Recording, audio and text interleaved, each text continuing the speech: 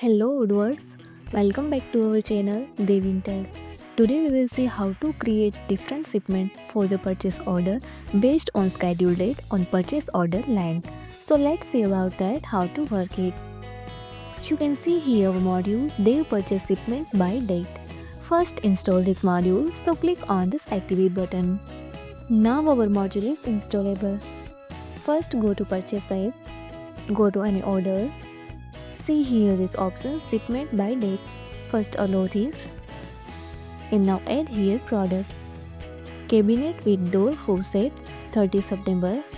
Now I add here another like a large cabinet. Set here October 3 and storage box for site October 5. Let's see. Now confirm this order. Go to receipt. Display here all receipt. Now open it. Door for display schedule date is 30 September, large for October 3 and storage box for schedule date is October 5. If you found this helpful, do it like, share and subscribe. Thanks for watching this video.